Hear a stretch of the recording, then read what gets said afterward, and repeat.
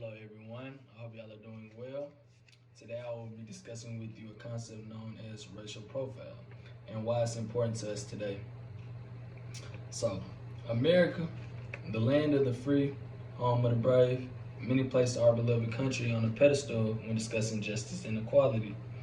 But with things like discrimination, racial stereotyping going on every day, along with other injustices like the one we'll be discussing today, racial profiling, how equal are we? Okay, so first off, let's talk about what is racial profiling. According to Oxford Languages, racial profiling is the use of race or ethnicity as grounds for suspecting someone of having committed an offense. So basically, when someone believes someone to have done a crime based solely on their appearance, their race, their ethnicity, or religion. Racial profiling is patently illegal, and according to people and organizations like ACLU.org, this violates the U.S. Constitution's core promises of equal protection under the law. Racial profiling, it can occur anywhere. It can occur in schools, stores, really anywhere there are people. Let me give you an example. So, let's say there are 4 African Americans riding in a car. They have committed no traffic violations but get pulled over by the police officers. They are searched, nothing is found, and they are let go. That is racial profiling. They have committed no traffic violations, have broken the law, have not broken the law or anything, but are pulled over just because of their appearance, because of their race. The police officers saw that they were black. It was 4 of them, and suspected them of owning guns, drug possession, or committing some sort of a crime. Now, racial profiling does not only happen to African Americans, like in my last example.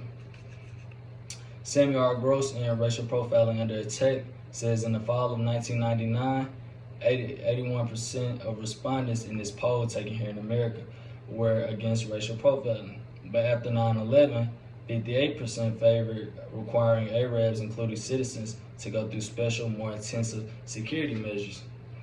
So basically, after 9/11, Muslims were the victims were targeted more and victims of racial profiling because they were being suspected of being terrorists after those attacks. So why actually is this an issue? So let's start with police brutality.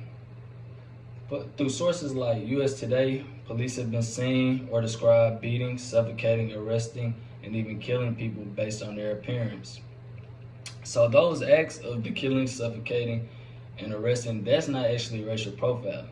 But the police officers going and suspecting those people and approaching them in the first place without seeing them committing a crime, getting any tips or anything, that's racial profiling because they suspected those people and approached them before even knowing that they had committed a crime or even really suspecting them, just seeing their color or their race. Officers have been known to suspect, make arrests, and commit traffic stops to people who have done nothing wrong just based solely on their color. It happens every day. Let me give you an example with myself. One time I remember I was in this store and the manager just kept eyeing me and even started following me around. And there was other people in the store, but I was the only African American in the store.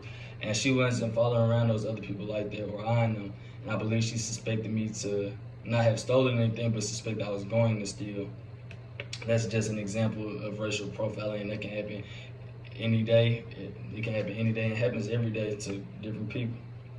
Cases like Trayvon Martin and George Floyd show when racial profiling can turn deadly.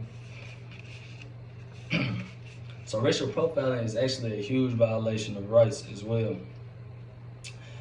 As a country, we cannot claim to live in a post-racial era if we continue to ignore the Constitution. This is setting us back as a country and will eventually lead to another civil rights movement. So in the Constitution, every race, every gender, no matter, basically every citizen, no matter your height, shape, or build, is supposed to have equal protection under the law and have equal rights and justice, granted. But through racial profiling going on and discrimination and other modes like that, we see that this is just not the case. Sources like the Journal of Black Studies and the Framing of Race and Black Lives Matter movement claim that the media influences profiling by emphasizing perceptions of race. This basically means that the media applies already thought of perceptions to actual people. Let me give you an example. Trayvon Martin. So with the case of Trayvon Martin, the media will post pictures of him throwing up his middle finger and hoodies, basically just pictures that would just try to coerce his image. And then they would even focus on things like how he had marijuana in the system as opposed to just being a victim of racial profiling. Okay, that would also lead me to, okay, so this is a hood. This isn't important, the logo, but just the hood and this drink. This is how Trayvon Martin was profiled. He was on the way back from the store. He had just got an Arizona tea and some Skittles. He had a hood, and it made him look suspicious. Well, suspicious. So now we have explored the concept of racial profiling, and it's important to all of us today. We see why this is a matter that can't be overlooked, as some have actually lost their lives because until something is done, America is now upholding standards of living in a post-racial era and cannot be considered a country of equality and justice. All right, I thank y'all. Thank you.